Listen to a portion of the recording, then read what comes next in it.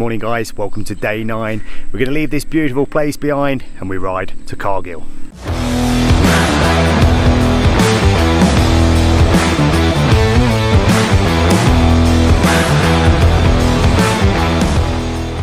So today's ride is going to be 205 kilometers at an altitude of 11,600 feet.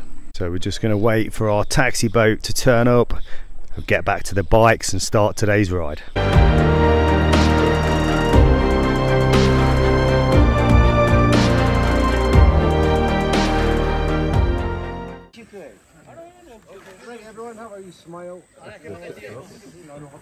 Right guys, so we are back on the bikes, just about to leave Singo, which I've got to say, this place was absolutely fantastic.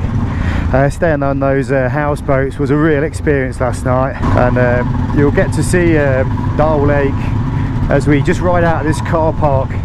We couldn't take the bikes to where the houseboats are. So there's Dal Lake. It's the guys here with they look like they've got M16s. Are they M16s?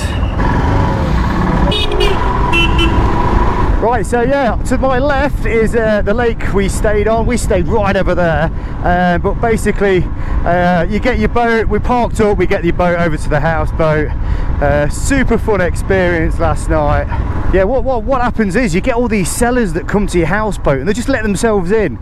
These guys come in and start getting their jewellery out, their jumpers out. Obviously this is, you know, Jammu Kashmir area, and you know, it's not that you'd want to buy a woolly hat in 33 degrees. I don't think I bought, did I buy anything? No, I didn't buy anything, but I know quite a few people did. We've got about an hour to get out of this town, and I think it's going to be a bit mad, a bit crazy. We've got to try and keep in the pack really, and not lose anybody. And yeah, today is going to be another hot day, crazy humid. So we're off to a place called Kargil, and 205 kilometers to do today on the bike.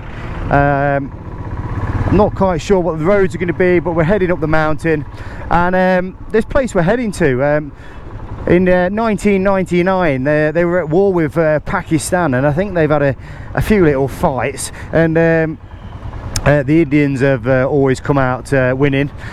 So we'll probably be doing the usual tea stops with the tea, and the tea is completely different here as well, completely different to the chai we was drinking.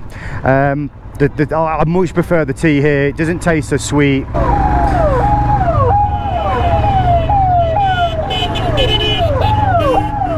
Oh, it's just absolute bonkers. Right, try and catch the other guys up. It's a truck full of army guys here. Trying to filter through this heavy traffic this morning.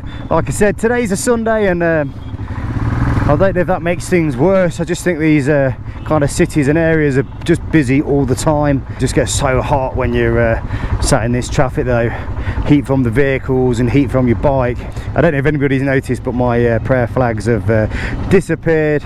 What happened was I cable tied them to the bike, and then never even thought that I didn't have no movement. So when I went to tear the steering, they kind of snapped. So I had to remove them. So it's taken us about sort of 45 minutes, and we're kind of around the other side of the lake now, so you can see like the sheer scale of it. It's absolutely massive. Trying to get out the city a little bit. I thought it was going to pull right in front of me then. Again, the traffic's been bit bonkers.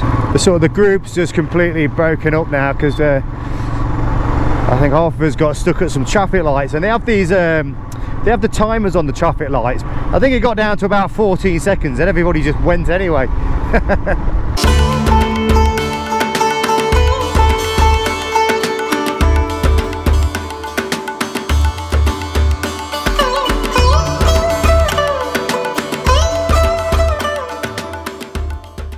So this is the first chai stop of the day, little roadside cafe.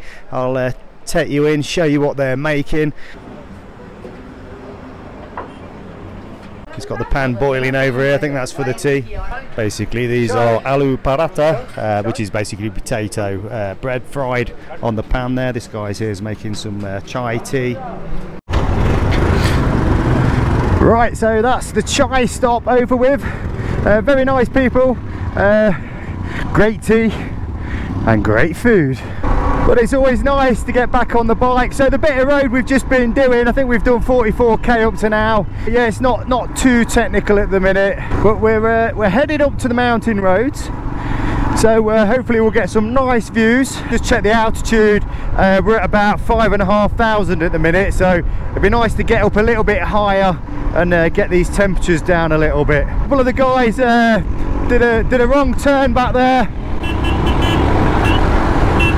As you can see from the scenery, absolutely beautiful. I've got a river running to the right of me again, and occasionally you just see these glaciers, big chunks of ice. There's a bit of traffic that's just come to a stop here. Kind of blind corners again. He nearly took me out. Oh, that was a close one. Not quite sure what's going off here. It's like being on the Dodgems.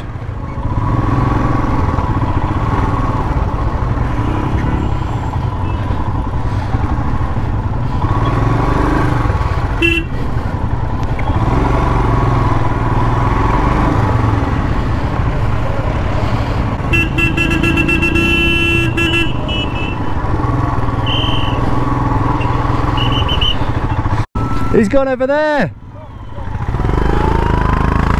Simon, was it you that came out there? Like that? Yeah. It actually took a swerve towards you. Yeah, nearly took me out. That's a big fucking drop the other side. Yeah, that's the closest I've come to death. Who was that? So at the minute all the guys are just lining up, and we've been told to wait here. I'm not sure if we're just taking 5 minutes, just having a regroup.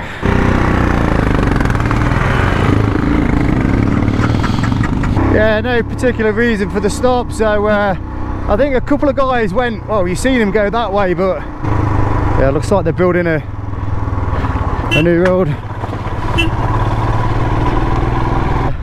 That river water is looking so clear. Oh, what we got here? Horses. Look at them carrying all that kit.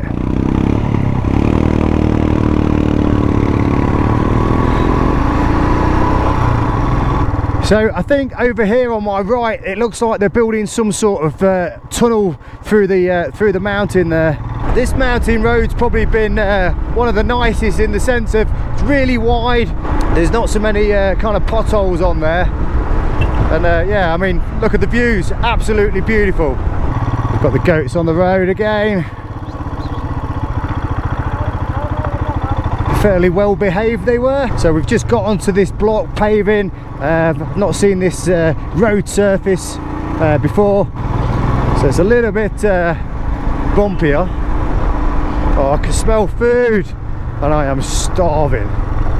What have we got here? I mean, this is a glacier. Look at this on the left. That's just one big solid chunk of ice. As we're winding our way up to the top, you can feel like the air's getting thinner again, starting to breathe more heavier. The plus side of that, it's a bit cooler. So on the back of this truck in front of me here, you can see all the live chickens.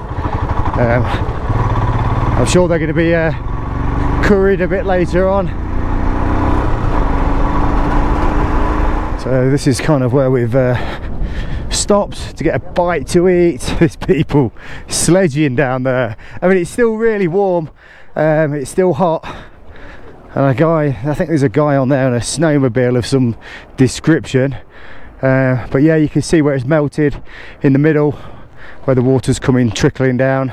See these little shops in the background. They're pretty much, they all sell the same sort of things, but I'll just take you in, and basically you can see up here we've got everything from kind of peanuts to crisps to water.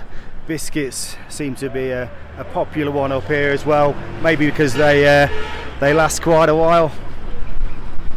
This guy here is doing some work to try and get people to donate blood, which is a great cause. Thank you very much.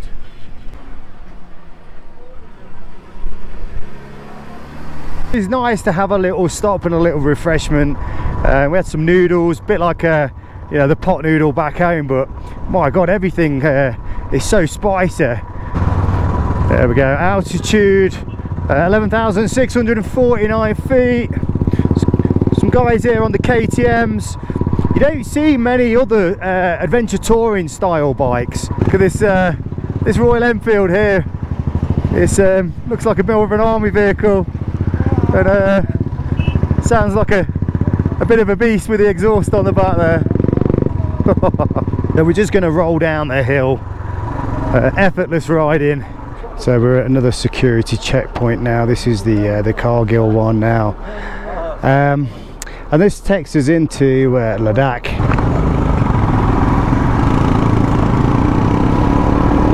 That's not a bad view. As soon as we've crossed that security checkpoint, we continue on. We've done about 125 kilometers or thereabouts, so got less than 100 to do, so we're making good progress today. It's been a nice ride. So we are going flat out on the Enfield. Let's have a look. 120 kilometers an hour. Yeah, I think that's about the top speed, I'd imagine. It's probably the first time that I've actually been able to give it full throttle. We're just going through some sort of town. Don't know the name of this place, but it was fairly lively back there. So this is a great bit of road we've just been on. It's new tarmac, but if you can see, it is a bit soft with the heat. I did nearly lose my bag. My fault, didn't do the strap up properly, but you can see where it's kind of dragged on the floor. It was hanging under the pannier there, and by the time I'd realised, we've created a bit of a hole. My waterproof bag is no longer waterproof.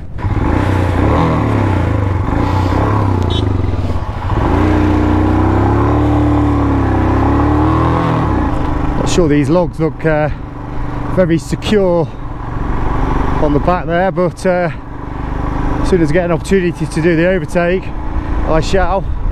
Don't really fancy one of them under my wheel.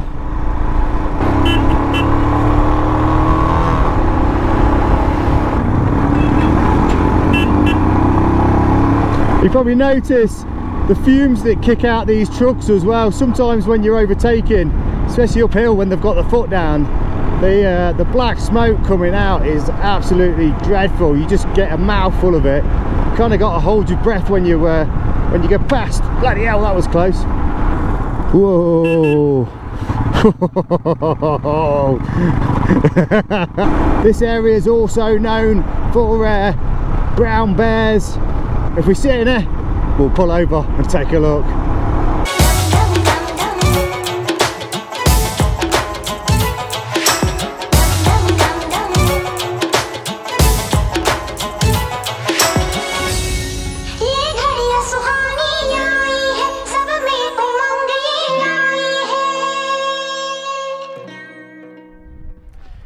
So we've just stopped in the Pit Stop Cafe. Just had a lovely samosa from these guys.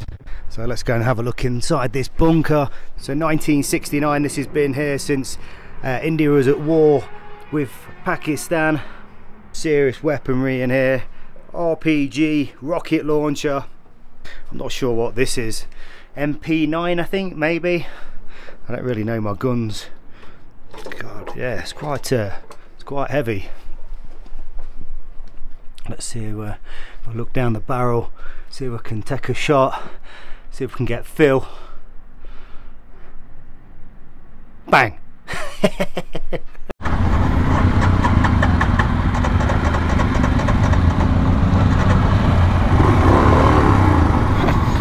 Didn't think it was going to start then. So yeah, great to stop at these cafe style places. Right, I can't believe it. We've only literally got 4k since we left that cafe. The bike's playing up. it's, I don't know if you can hear it, but it's kind of like, it's like it's a fueling issue or something, like a blockage. The leader keeps stopping, so he's having problems with his bike as well. So not quite sure what's happening. Jeff, my bike's fucked. Your bike? Yeah. Really? It's and feels. Yeah? And feels. It's boop, boop, boop. It's going fine. Yeah. You must be too rough on it. Yeah, the old girl. She just can't handle it.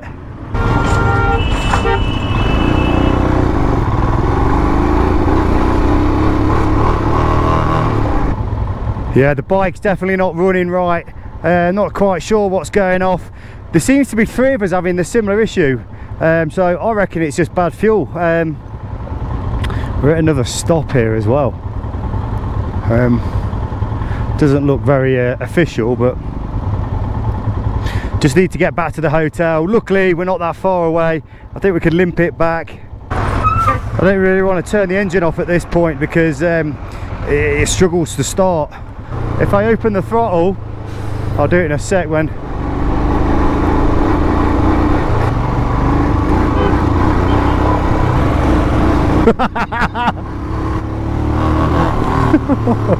So we've arrived at our destination. So we've checked into the hotel. The mechanics have gone to work on the bikes, and we're just going to go take a look. I mean, there's a few bikes have had the same sort of issues. There's a proper tight squeeze in the hotel car park. You can see the bikes are absolutely everywhere. I'm right at the bottom here, bike 41. So like I said, 4 bikes seem to have the same problem. They whipped the tank off. I mean, everybody's filled up at the same petrol stations, so this is where the problem is. I mean, will they have to take everybody's tank off and clean the fuel filters out? Because there's 24 bikes here. These mechanics might be working through the night.